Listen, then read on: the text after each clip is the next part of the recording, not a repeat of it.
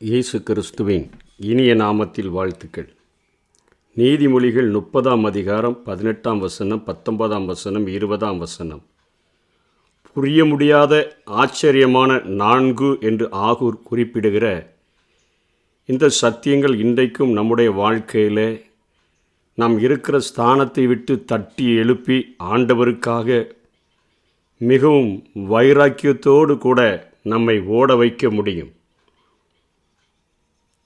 எனக்கு ஆச்சரியமான 3 என் புத்தி கெட்டாத 4 அவையாவன: ஆகாயத்தில் கழுகினுடைய வழியும், கன்மலையின் மேல் பாம்பினுடைய வழியும், நடுகடலில் கப்பலின் வழியும், ஒரு கன்னிகையை நாடின மனுஷனுடைய வழியுமே என்று சொல்லி அதற்கு கீழாக சொல்லுகிறார், அப்படியே விபச்சார ஸ்திரீயினுடைய வழியும் இருக்கிறது. அவள் தின்று வாயை துடைத்து நான் ஒரு பாவமும் செய்யவில்லை என்பாள் என்று சொல்லி இங்கே ஆகூர் ஒரு விபச்சாரத்தினால, வேசித்தனத்தினால நடக்கக்கூடிய ஒரு மனிதனுடைய வாழ்வில் நடக்கக்கூடிய ஒரு மிகப்பெரிய ஒரு வீழ்ச்சியை குறித்தவர் சொல்லுகிறதை பார்க்கிறோம். ஆகாயத்தில் பறக்கிற ஒரு கழுகினுடைய வழியை பார்க்கும்போது நமக்கு ஒன்றுமே தெரியாது. இந்த கழுகு எங்கே போகுது, எங்கே வசிக்குதுன்னு தெரியாது. ஆனால் யோபு சொல்லும்பொழுது அவர் சொல்லுகிறார், 39ஆம் அதிகாரத்தில் 27ஆம் வசனத்தில் சொல்லுகிறார், உன் கற்பனையினாலே கழுகு உயர பறந்து உயரத்திலே தன் கூட்டை கட்டுமோ?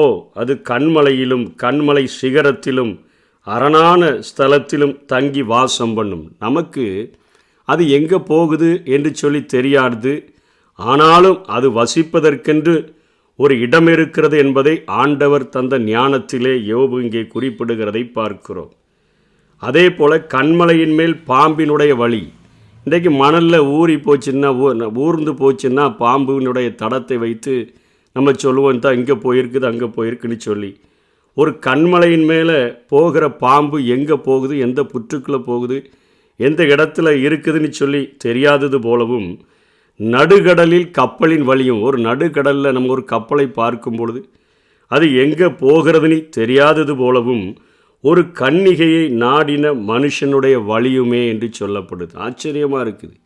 ஒரு கன்னிகையை நாடின ஒரு மனிதனுடைய நிலைமையை குறித்து யாத்திராகமம் 22ஆம் அதிகாரம் 16-17 நியமிக்கப்படாத ஒரு கன்னிகையை ஒருவன் மோசம் போக்கி அவளோட சயனித்தால் அவன் அவளுக்காக பரிசம் கொடுத்து அவளை விவாகம் பண்ண கடவன் என்று சொல்லி அங்கே மோசே கட்டளை கொடுத்திருக்கிறார்.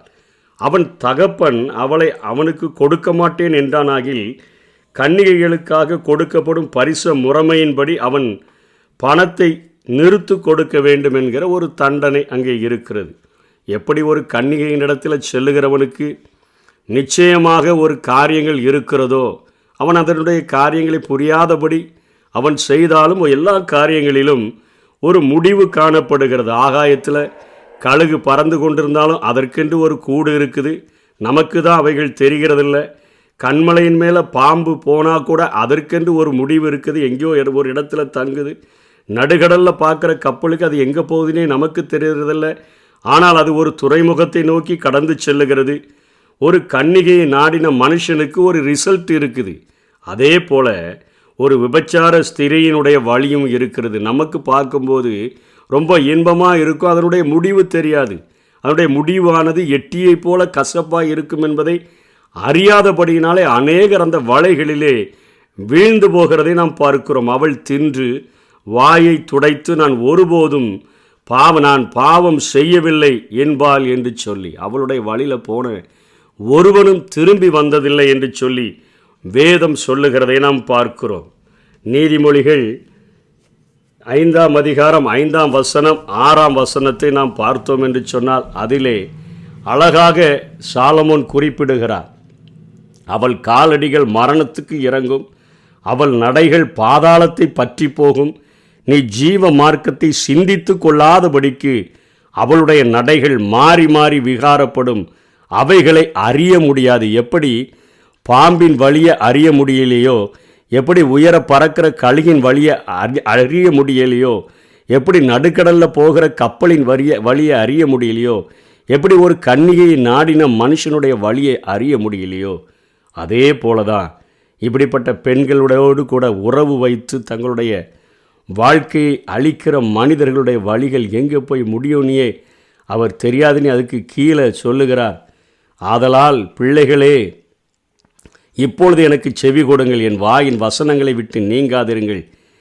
உன் வழியை அவளுக்கு தூரப்படுத்து, அவளுடைய வீட்டின் வாசலை கிட்டிச் சேராதே. சேர்ந்தால் உன் மேன்மையை அந்நியருக்கும் உன் ஆயுஷின் காலத்தை கொடூரருக்கும் கொடுத்து விடுவா என்று சொல்லி அவர் இங்கே போதிக்கிறதை பார்க்கிறோம். அதே போல நீதிமொழிகள் 2ஆம் அதிகாரம் 18ஆம் வசனத்திலும் சொல்லுகிறார், அவளுடைய வீடு மரணத்திற்கும் அவளுடைய பாதைகள் மரித்தோர் இடத்திற்கும் சாய்கிறது. ரிசல்ட் இருக்குது, பார்ப்பதுக்கு ஒன்றும் தெரில, ரொம்ப இன்பமாக தெரியுது. ஆனால் அதற்கு ரிசல்ட் என்னென்னா, அவளுடைய வீடு மரணத்திற்கும் அவளுடைய பாதைகள் மரித்தோர் இடத்திற்கும் சாய்கிறது என்று சொல்லி இங்கே சாலமோன் குறிப்பிடுகிறதை பார்க்கிறோம். இந்த சத்தியங்களை ஆழமாக அறிந்து கொள்ளுகிறதற்கு நாம் சிம்சோனுடைய வாழ்க்கையை நியாயாதிபதியாக 40 வருடங்கள் அடிமைகளாய் பெலிஸ்தர்களுக்கு அடிமைகளாய் இருந்த அந்த அடிமைத்தனத்திலிருந்து ஜனங்களை மீட்டெடுக்கும்படியாக ஆண்டவர் ஆயத்தப்படுத்தின, அபிஷேகித்த, பலப்படுத்தின ஒரு மனிதனுடைய வாழ்க்கையை நாம் பார்க்க முடியும். அந்த சிம்சோனுடைய வாழ்க்கையிலே அவன் ஒரு பிரித்தெடுக்கப்பட்ட ஒரு வாழ்க்கைக்கு அழைக்கப்பட்டிருந்த போதிலும் தேவனுடைய அபிஷேகத்தினால் சரீரத்தில் அதிகமான பலத்தை பெற்றிருந்த போதிலும் ஒரு கழுதையினுடைய தாடை எலும்பை வைத்து கொண்டு அநேகரை சாய்த்த போதிலும், அநேக மகா பெரிய சாதனைகளை செய்த போதிலும் அவனுடைய வாழ்க்கையிலே அவனை குறித்து எழுதப்பட்டிருக்கிறது, அவன் தெளிலாலை தேடி போன அந்த நாட்களுக்கு பின்பாக அவனுடைய வாழ்க்கையில் ஒரு மிகப்பெரிய வீழ்ச்சி வருகிறதை பார்க்கிறோம். 16ஆம் அதிகாரம் 4ஆம் வசனத்தில் அவன் சோரேக் ஆற்றங்கரையில் இருக்கிற தெளிலால் என்னும் பேருள்ள ஒரு ஸ்திரீயோடே சிநேகமாக இருந்தான் என்று சொல்லி, இன்றைக்கு ஆண்டவரால் தெரிந்து கொள்ளப்பட்ட, ஆண்டவரால் அபிஷேகம் பண்ணப்பட்ட ஒவ்வொரு மனிதர்களுடைய வாழ்க்கையும் அவர் ஆண்டவருடைய திட்டங்களை நிறைவேற்ற முடியாதபடி அவர்களுடைய வழிகளை மாற்றும்படியாக இன்றைக்கு இந்த உலகத்தில் சாத்தான் போராடி கொண்டிருக்கிறான் என்றே சொல்ல வேண்டும்.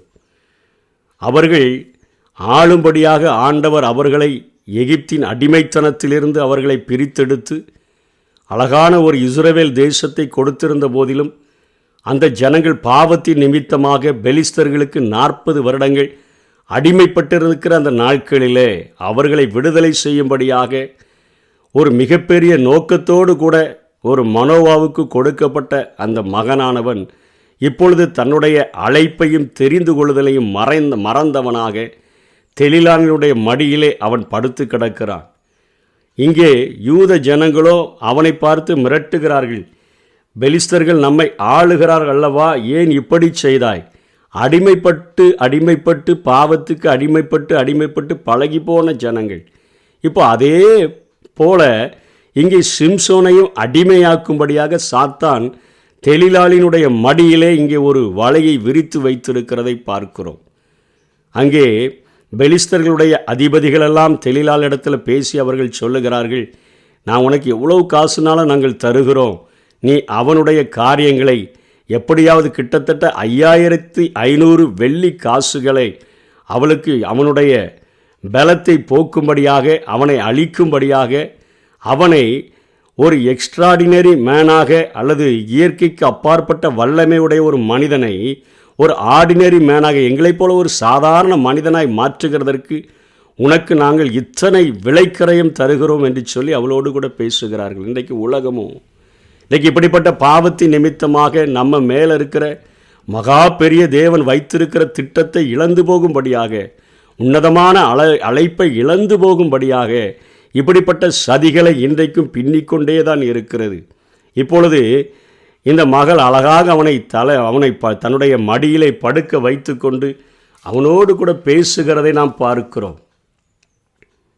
சீறி வந்த சிங்கத்தை கீறி எரிந்த சிம்சோன் இதோ பெண்ணொருத்தியினுடைய மடியில் சிதைந்து கொண்டு இருக்கிற ஒரு காட்சியை தான் நியாயாதிபதிகள் 16ஆம் அதிகாரத்தில் பார்க்கிறோம். தெளிலாளினுடைய முயற்சிகள் எல்லாம் அவனை புற்றுநோயை போல அரித்து கொண்டே இருக்குது. பணத்துக்காக உடலை மட்டுமல்ல, பண்பையும் விற்கும் பெரும் விலை மாதாக இருக்கக்கூடிய அவளுடைய மடியில் அப்படியே படுத்து கிடக்கிறான். கோட்டையினுடைய கதவை பிடுங்கி வெளியேறிய அவனால் இப்போ இந்த மெல்லிய சதி வலையில் கிடந்துட்டு அவனால் வெளியே வரவே முடியல. அவள் 3 முறை அவனோடு கூட பேசுகிறாள், தெளிவாக பேசுகிறாள். திட்டத்தை அவன் அறியும்படியாகவே பேசுகிறாள். உன்னுடைய பலன் எதனால் உண்டாயிருக்குது, அந்த பலன் போகிறதுக்கு என்ன செய்யணும்னு கேட்கும்போது அவனே சொல்லுகிறான். அவன் 16ஆம் அதிகாரம் 11ஆம் வசனத்தில், 7ஆம் வசனத்தில், 13ஆம் வசனத்திலலாம் சொல்லுகிறான், எனக்கு உலராத பச்சையான 7 அகனினார் கயிறுகளினால் என்னை கட்டினால் நான் பலட்சியமாகி, அதாவது நான் வலிமை இழந்து மற்ற மனுஷர்களைப் போல ஆயிடுவேன். அதே போல் ஒரு வேலைக்கும் வழங்காதிருக்கிற புது கயிறுகளினால் கட்டினா கூட நான் அதே போல் மாறிடுவேன். அதே போல் 13ஆம் வசனத்திலையும் அவன் சொல்லுகிறான், என்னுடைய தலைமயிரை 7 ஜடைகளால் நெசவு நூல் பாவோடு கூட பின்னிட்டானா நான் பலட்சியமாகி, அதாவது வீக்காகி வலிமை இழந்து மாறிடுவேன்னு சொல்லிட்டு 4வது முறை சொல்லும்போது அவன் தற்கொலைக்கே ஆயத்தமாகிறான். அவனுடைய காரியங்களை குறித்து நம்ம பார்க்குறோம். அவன் அப்படியே சாவதற்கு அப்படியே அவனுடைய இருதயம் ஆயத்தமாகிறத பார்க்கிறோம். சாகத்தக்கதாக விசனப்பட்டு தன்னுடைய இருதயத்தை எல்லாவற்றையும் அவளிடத்தில் ஒப்புவித்த பொழுது அவனுடைய வாழ்க்கையை பார்க்கிறோம்.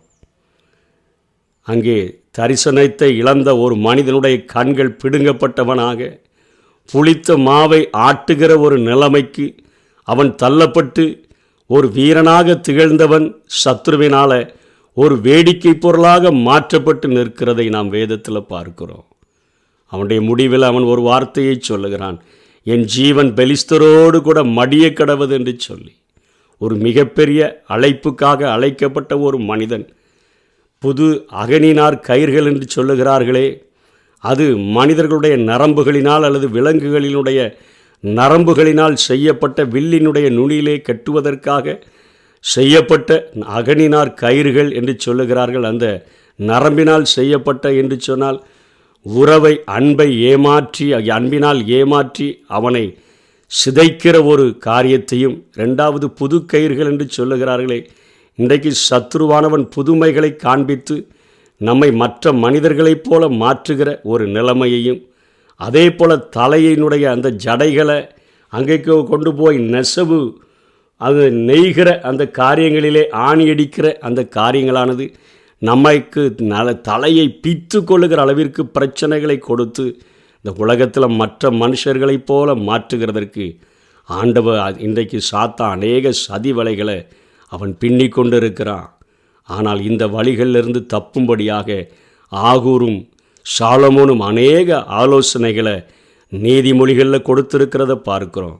நம்ம மேலே மிகப்பெரிய ஒரு பொறுப்பு உண்டு, நம்ம மேலே ஒரு மிகப்பெரிய ஒரு அழைப்பு உண்டு. பவுல் சொல்லுகிறார், நான் சிலுவையில் அறையப்பட்டு இருக்கிறேன், உலகமும் எனக்காக சிலுவையில் அறையப்பட்டு இருக்கிறது என்று சொல்லி. இன்றைக்கு அப்படிப்பட்ட ஒரு நிலைமையில் நானும் சிலுவையில் அறையப்பட்டவன், என்னுடைய விருப்பப்படி இந்த உலகத்தில் நான் எதையும் செய்வதற்கு எனக்கு எந்த ஒரு தகுதியும் இல்லை. எல்லாவற்றையும் அனுபவிக்க எனக்கு அதிகாரம் இருந்தாலும் என்னுடைய கைகள் சிறை அது சிலுவையில் அறையப்பட்டிருக்கிறபடினால எல்லாம் எனக்கு தகுதியாக இராது. அதே போல் உலகமும் எனக்காக சிலுவையில் அறையப்பட்டிருக்கிறது. அது நினைத்தது போல என் வாழ்க்கையில் ஒன்றும் செய்ய முடியாது என்கிற ஒரு விசுவாசத்தோடு கூட என்னை அழைத்த தேவன் வானத்திலும் பூமியிலும் சகல அதிகாரமும் எனக்கு கொடுக்கப்பட்டிருக்கிறது, ஆகையால் புறப்பட்டு போ என்று சொல்லியிருக்கிறாரே. அந்த அழைப்பை பிரதான கட்டளையாக நான் ஏற்றுக்கொண்டு உலகத்தினுடைய அசுத்தங்களுக்கு தப்பி இந்த கடைசி நாட்களில் ஆண்டவருக்கென்று பிரகாசிக்கத்தக்கதாக, மிகப்பெரிய சாதனைகளை சாதிக்கத்தக்கதாக, சத்ருவும் பாதாளமும் நடுங்கத்தக்கதான கிரியைகளை செய்யத்தக்கதாக நாம் பிரயாசப்படுவோம். கர்த்தர் தாமே நம்மை ஆசீர்வதிப்பாராக. ஆமென். ஓடு விலகி ஓடு, வேண்டாத அனைத்தையும் விட்டு ஓடு. ஓடு விலகி ஓடு, வேண்டாத அனைத்தையும் விட்டு ஓடு.